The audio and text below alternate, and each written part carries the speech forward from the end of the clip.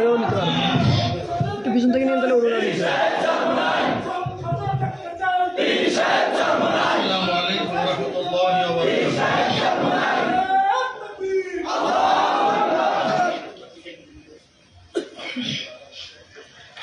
نحمد ونصلي على رسوله الكريم أما بعد فأعوذ بالله من الشيطان الرجيم بسم الله الرحمن الرحيم إن الحكم لله لله درشد اللهم صل على سيدنا نبينا شفيعنا حبيبنا مولانا محمد صلى الله عليه وعلى آله وأصحابه وبارك وسلم।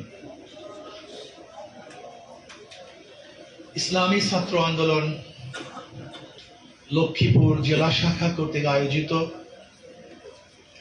আজকে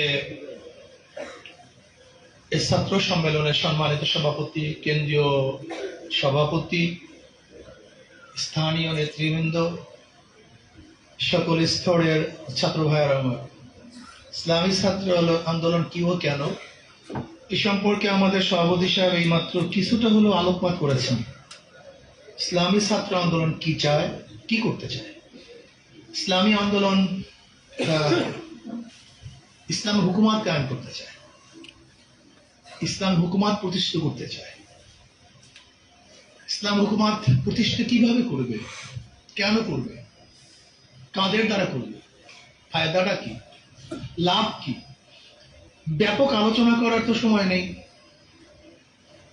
ইসলাম হুকুমাত কায়েম করলে ফায়দাটা কি হবে? সমস্ত মানুষ শান্তি পাবে, সম অধিকার ভোগ করবে,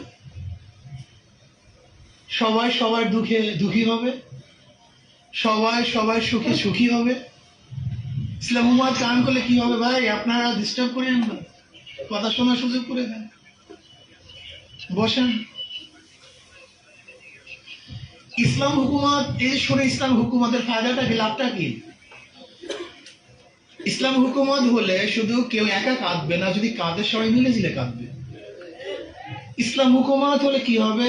শুধু একাই ক্ষুধার্ত থাকবে না, যদি ক্ষুধার্ত থাকে সবাই মিলে ঝিলে ভাগে ক্ষুধার্ত থাকবে।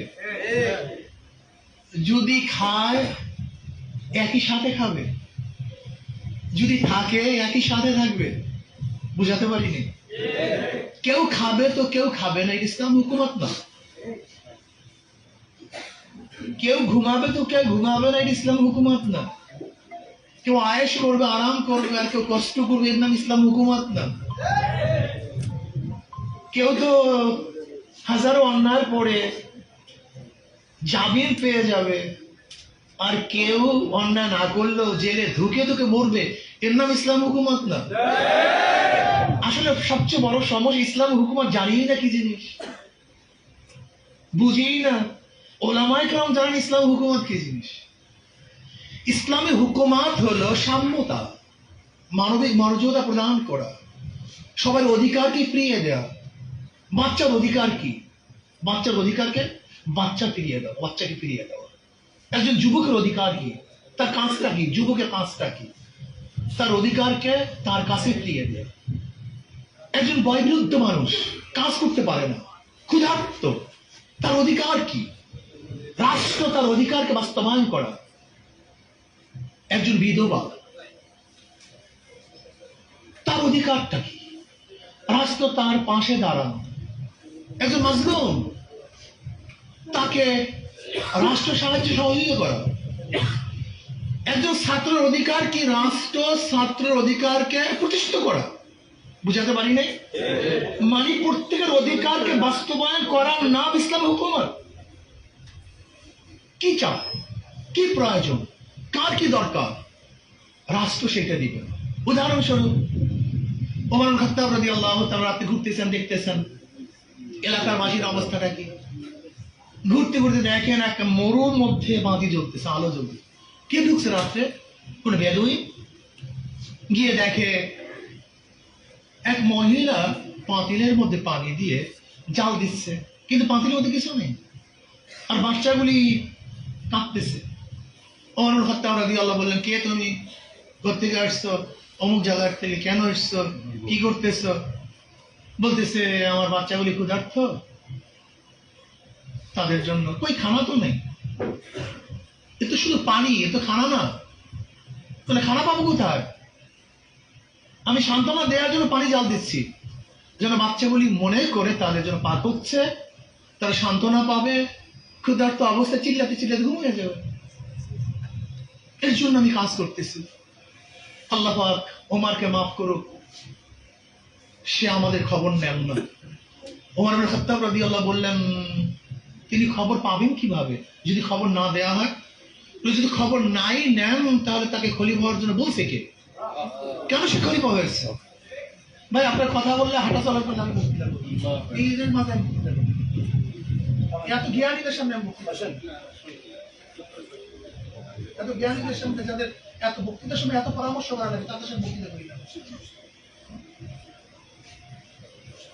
ইরা আবার ইসলাম হুকুমত কায়েম করবে এই যোগ্যতা দিয়ে। হ্যাঁ,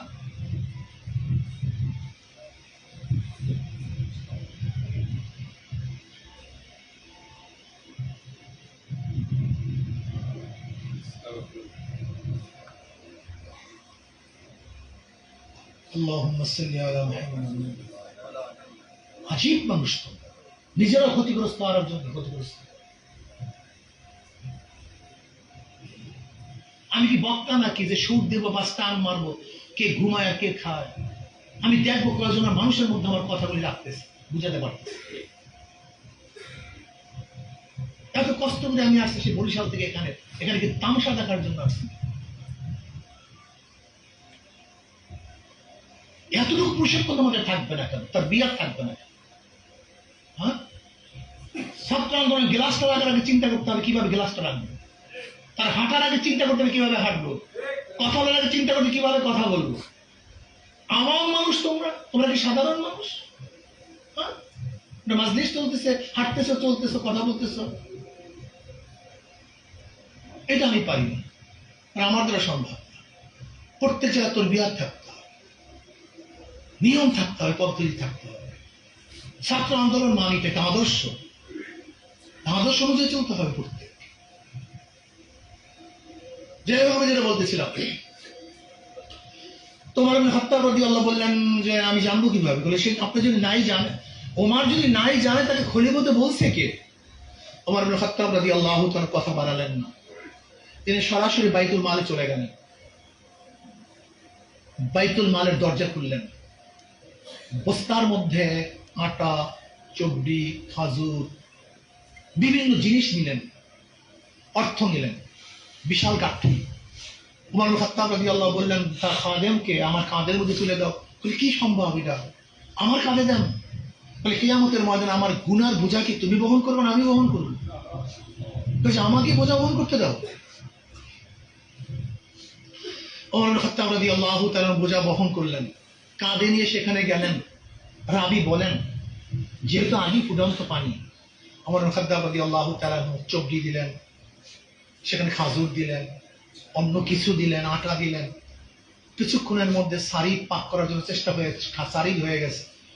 রাবি বলতেছেন আমি দেখতেছি ওমর ইবনে খাত্তাব রাদিয়াল্লাহু তাআলা পাক করার জন্য আগুনের মধ্যে ফুঁক দিচ্ছেন, তার দাড়ির থেকে ধোঁয়া বের হইতেছে, এরকম আগুনের পাশে গিয়ে ফুঁকাইতেছে। কিছুক্ষণ মধ্যে সারি তৈরি হয়ে গেছে। সন্ধ্যার মতো সবাইকে নিজে বন্টন করলেন।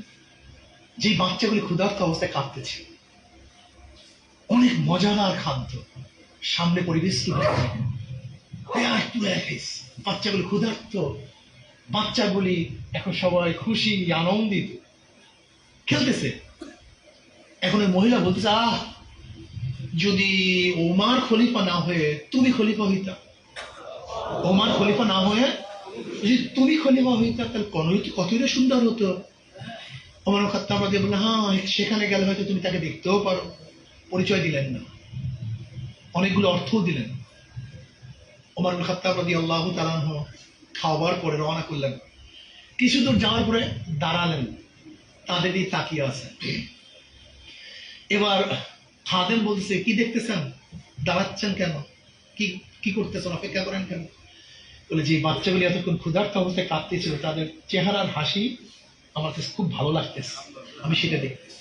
এটা ইসলামের হুকুমত। যাদের চোখে পানি ছিল, যাদের চোখে কান্না ছিল, যাদের মুখে হাসি ছিল না, ইসলামের হুকুমত তাদের চোখের পানিকে মুছে দিবে। যাদের চেহারার মধ্যে দুঃখের ছাপ ছিল, ইসলাম হুকুমত তাদের চেহারার মধ্যে শান্তির ছাপ আলপনা করবে। যাদের কষ্ট ছিল তাদের কষ্ট দূর করবে। যারা সারা রাত্র খোলা আকাশের নিচে রৌদ্রের মধ্যে আর বৃষ্টির মধ্যে ভিজতে ছিল, ইসলাম হুকুমত তাদেরকে সুন্দর বাসস্থানের ব্যবস্থা করবে। যাদের শরীরের মধ্যে বস্ত্র ছিল না, ইসলাম হুকুমত তাদেরকে সুন্দর বস্ত্র পরিধান করার ব্যবস্থা করবে। যারা পড়াশোনা করতে পারতো না, ইসলাম হুকুমত রাষ্ট্র তাদেরকে সর্বোচ্চ শিক্ষা দেওয়ার জন্য চেষ্টা করবে। অন্ন, বস্ত্র, বাসস্থান, শিক্ষা, চিকিৎসা, ইসলামী হুকুমতের দায়িত্ব কার দায়িত্ব নয়। তুমি ঘরে ঘুমাও গিয়ে, রাষ্ট্র আছে সে দেখবে তোমাকে কিভাবে চিকিৎসা করাতে হয়। রাষ্ট্রের দায়িত্ব সুন্দর হসপিটালগুলিকে আঞ্জাম দেয়া, যার বস্ত্রহীন তাকে বস্ত্রের ব্যবস্থা করা, যে খাদ্যহীন তাকে খাদ্যের ব্যবস্থা করা, সুষম বন্টন করা, এটাই ইসলাম হুকুমতের কাজ। আর আজকে আমরা কি করছি, কি দেখতেছি? আমরা দেখছি যে পাওয়ারে ছিল, ক্ষমতায় ছিল, হাজার হাজার কোটি টাকা মালিক। এই যে বেনজির সাহেব আইজি ছিল, বেনজির সাহেব র্যাবের প্রধান ছিলেন, যার মাধ্যমে শেখ হাসিনা যার নলের ভিত্তিতে ক্ষমতা এসছে। আজকে কি দেখতেছি? হাজার হাজার কোটি টাকা মালিক একজন আইজি, এত কোটি টাকার হাজার হাজার কোটি টাকা। ভূমিমন্ত্রীর অবস্থা কি দেখলাম? বিশাল ব্যবসা করছে, হাজার হাজার কোটি কোটি টাকা। ওয়াসার যে চেয়ারম্যান কি দেখতেছি? হাজার হাজার কোটি টাকার মালিক। র্যাব ব্যাস পয়সার জন্য 7 জনকে হত্যা করে। র্যাপিড অ্যাকশন ব্যাটালিয়ন যারা মানুষকে বাঁচাবে, তারাই পয়সার বিনিময়ে মানুষকে হত্যা করে। আজকে দুদক দুর্নীতি দমন কমিশন চেয়ারম্যান সাহেব অবসর পাওয়ার পরে তার বিরুদ্ধে সবচেয়ে বড় দুর্নীতির মামলা দায়ের হয়। আপনি কোথায় যাবেন? যারা মাদক নিয়ন্ত্রণ করে তারাই মাদকের বড় ব্যবসা করে। যারা মাদক নিয়ন্ত্রণের অধিদপ্তরে কাজ করে তারাই সবচেয়ে বড় মাদক ব্যবসায়ী। কোথায় যাবেন? কি করতেছেন? আপনি যান অফিসে, শান্তি নেই। এমন কোন অফিস নাই যে অফিসের ইটগুলি ফাঁক হয়ে গেছে, আমাকে দাও, আমাকে দাও, আমাকে দাও, শুধু দাও আর দাও। উন্নয়ন করছেন? আপনি পাসপোর্ট নিয়ে বিদেশে যান, দেখবেন আপনি কি উন্নয়ন করেছেন। যখনই দেখবেন বাংলাদেশের পাসপোর্ট, মনে হয় যেন চোর ছ্যাঁচড় এখানে চলে আসছে। আপনাদের দেশের মানুষ বিদেশে বেশি থাকে। আপনাদের এলাকার মানুষ লক্ষ্মীপুর, নোয়াখালী, চাঁদপুর এই অঞ্চলের মানুষ বিদেশ বেশি থাকে। তাদেরকে জিজ্ঞাসা করেন, তোমাদের পাসপোর্ট দেখলে বিদেশে মানুষ তোমাকে কি মূল্যায়ন করে? অন্য দেশের ভিক্ষুককে যে মূল্যায়ন করে, বাংলাদেশের হাজার কোটি টাকার মালিককে সেই মূল্যায়ন করে না। এই তোমাদের উন্নয়ন। কেন আমাদের পাসপোর্টের অবস্থা এরকম হবে? কেন? এদেশের মানুষ নাই তো। আপনি দেখেছেন ফরিদপুরে 2 জন শ্রমিককে পিটিয়ে হত্যা করা হয়েছে, নির্যাতন করে হত্যা করা হয়েছে। কেউ বলার মতো মানুষ নেই, দেখার মতো নেই, জিজ্ঞাসা করার মতো কেউ নেই। মন্দিরে আগুন দিয়েছে, যা আগুন দিয়েছে আমরা তাদের বিচার চাই।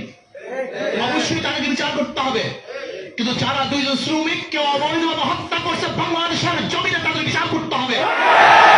বিচার চাই, বিচার করতে হবে, বিচার চাই, বিচার করতে হবে।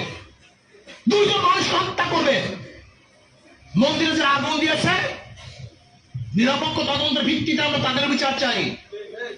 আর যারা 2 জন মানুষ শ্রমিককে হত্যা করেছে এই বাংলার জমিনে, হত্যাকারীদের বিচার হতে হবে, বিচার চাই। যদি বিচার না করা হয়, বাংলাদেশের শ্রমিক সমস্ত জনগণ ঐক্যবদ্ধ হয়ে ওই খুনিদেরকে বিচার করবেই করবে ইনশাআল্লাহ। কই নিরাপদ মানুষের? কোথায় বাংলাদেশ? আজকে বর্ডারের মধ্যে পাখির মতো বাংলাদেশের মানুষ হত্যা করবে। কয়েকদিন আগেও হত্যা করেছে, এমনকি বিজেপির সদস্যকে হত্যা করেছে, কিন্তু বাংলাদেশের গোলাম সরকার কিছু বলতে পারেনি। ও তো গোলাম, ও তো মুদির গোলাম, ও মুদির পাও চেটে ক্ষমতা আসছে। মোদিকে কি বলবে? ও মুদির পাও চেটে চেটে তারপর ক্ষমতা এসছে। আমরা কার পাও চাটতে চাই না। বাঁচবো একদিন, বাঁচবো, থাকবো একদিন, থাকবো। শ্রীকালের মতো 1000 বছর বাঁচতে চাই না, বাঘের মতো একদিন বাঁচতে চাই। শপথ গ্রহণ করো, শপথ গ্রহণ করো, মরতে তো একদিন হবেই। এই দুনিয়াতে কেউ বাঁচবে না। তুমি দেখো নাই ঈদের পরে হাজারো মানুষ দুনিয়া থেকে বিদায় হয়ে গেছে। এই মাত্র ঈদের পরে আমাদের জাদুঘাটিতে অ্যাক্সিডেন্টে 16 জন মানুষ জায়গায় মৃত্যুবরণ করেছে। হাজারো মানুষ মৃত্যুবরণ করে। মরতে একদিন হবেই। শ্রীগালের মতো মরতে চাই না, কুকুরের মতো মরতে চাই না, মোর মতো বাঘের মতো মরবো, সিংহের মতো মরবো, লড়াই করে মরবে ইনশাআল্লাহ। শপথ গ্রহণ করো, প্রস্তুতি গ্রহণ করো। কেন বাঁচতে চাও? কেন থাকতে চাও? কেন খেতে চাও? হাজারো মানুষ মারা যায় আর আমরা শুধু বাঁচতে চাই।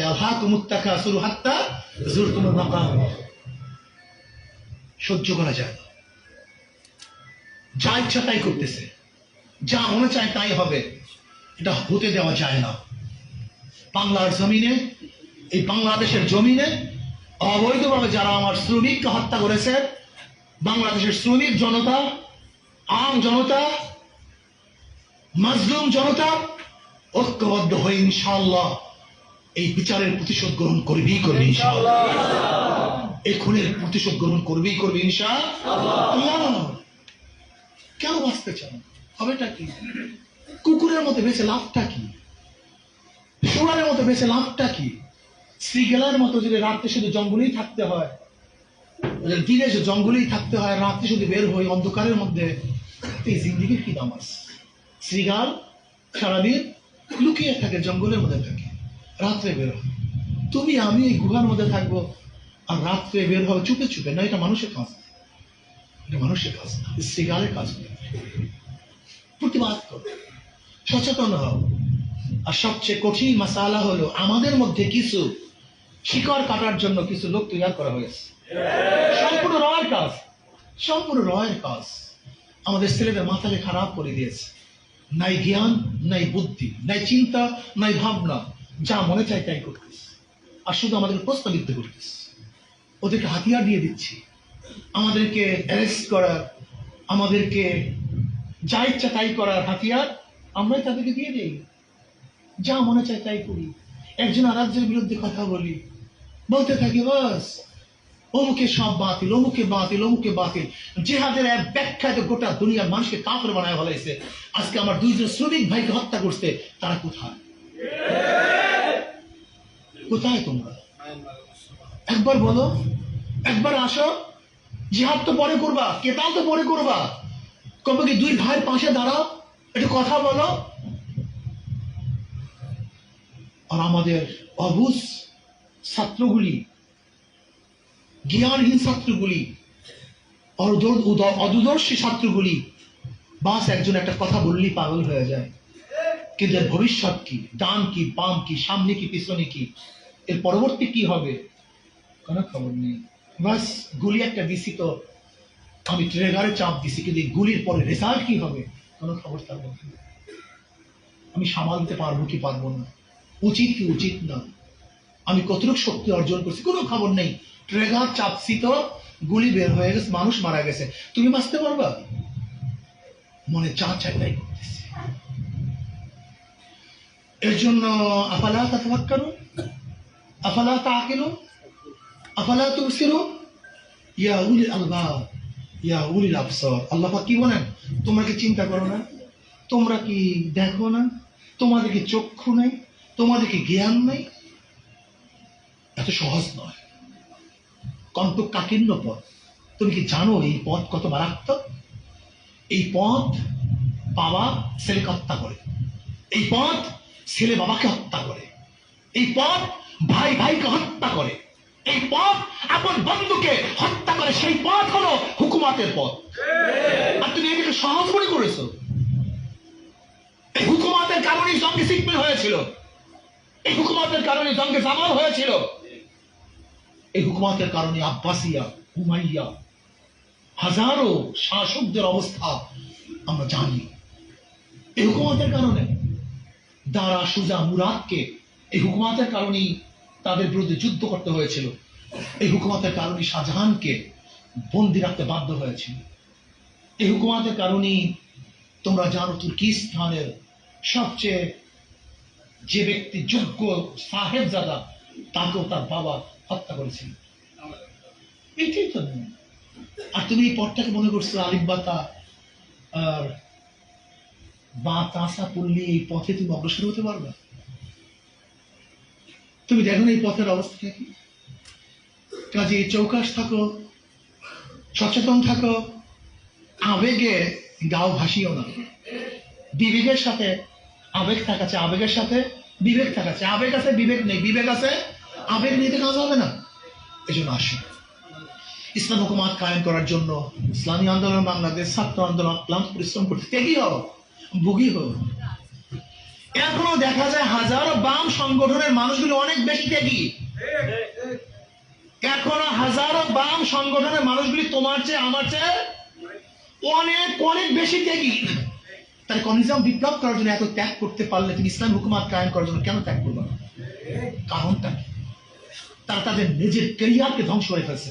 হাজারো বাম সংগঠনের মেধাবী ছাত্ররা চাকরি নাই, বিসিএস ক্যাডার হয়েছে, চাকরি নাই। হাজারো মেধাবী সন্তানেরা বামপন্থীদের জীবনকে বিসর্জন দিয়ে দিয়েছে, বিবাহ করে নাই, সংসার ছেড়েছে, সেটা একটা কমিউনিজম বিপ্লব করার জন্য।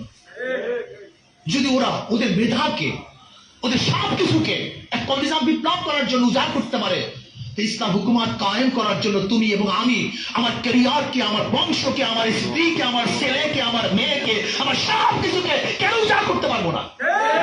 করেন না সাহাবা? করেন নাই? সাহাবায়ে কেরাম রিদওয়ানুল্লাহি তাআলা আলাইহিম আজমাইন ইসলাম হুকুমাতের জন্য সব কিছু ত্যাগ করেছেন। কাজে আসো, আমি নবীন আলেমদেরকে বলবো, ছাত্রদেরকে বলবো, আসো আমি ইসলাম হুকুমাত কায়েম করতে চাই, ষোলো অধিকারকে ফিরিয়ে দিতে চাই, এই বাংলাদেশের ভূখণ্ডকে রক্ষা করতে চাই। এই বাংলাদেশের ভূখণ্ড হুমকির মুখে। তোমরা জানো না, আমার বাবারা, তোমরা জানো না বাংলাদেশের ভূখণ্ড হুমকির মুখে। আজকে প্রত্যেকটা মন্ত্রণালয় রয়ের দালাল, প্রত্যেকটা মন্ত্রণালয় মুদির লোক বসানো। এদেশে কে মন্ত্রী হবে উপর থেকে সেই লিস্টি আসে। এদেশে কে নির্বাচন করে মুদির সেই লিস্টি পাঠিয়ে দেয়। এখানে কোন চাকরি থেকে বসবে উপর থেকে সেই লিস্টি আসে। কার পদোন্নতি হবে, কার পদোন্নতি হবে না তোমরা জানো না, উপর থেকে লিস্টি আসে। এই গোলামের গোষ্ঠী ক্ষমতায় যাওয়ার জন্য সবকিছু বিক্রি করে দিয়েছে। আমরা গোলামি করতে চাই না, আমরা মাথা উঁচু করে দাঁড়াতে চাই। আসো, ইসলাম হুকুমাত কায়েম করার জন্য, এই দেশকে রক্ষা করার জন্য, এই ভূখণ্ডকে রক্ষা করার জন্য তোমাকে আমাকে চেষ্টা করতে হবে, সাধনা করতে হবে। কাজে আল্লাহ আমাকে এবং আমাদের সবাইকে ইসলাম হুকুমাত কায়েম করার চেষ্টা করার তৌফিক দান। ব্যাস, আর কিছু? ওইটা কেসটা আসো।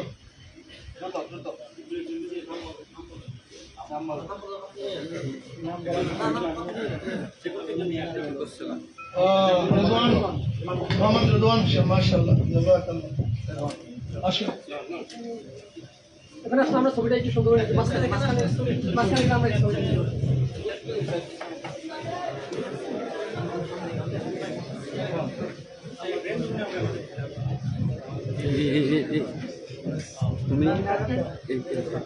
নিয়ে তুমি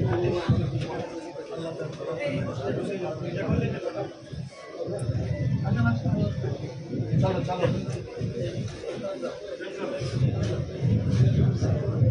এই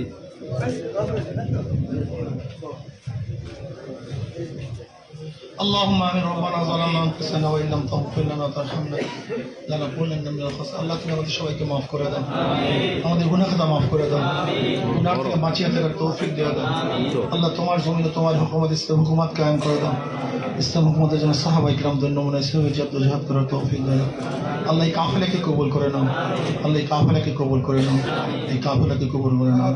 রব্বির হামহুমা কামা রাব্বায়ানি সগীরা। وصلى الله تعالى على خير خلق محمد وآله وأصحابه وأزواجه وأتباعه أجمعين وارحمنا معهم برحمتك يا أرحم الراحمين. السلام عليكم ورحمة الله وبركاته. আলহামদুলিল্লাহ, হুজুরের মাহফিল করাতিরহাট বাজারে। এখনই আমরা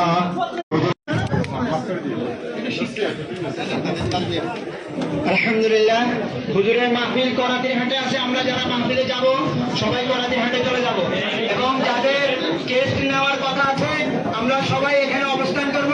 একটু পরে ধারাবাহিকভাবে আপনাদের টেস্টগুলো আপনাদের হাতে পৌঁছে দেওয়া হবে ইনশাআল্লাহ। আমরা কেউ বাইরে না গিয়ে এখানে অবস্থান করি। যারা টেস্টের জন্য নিবন্ধন করছি সবাই এখানে অবস্থান করি।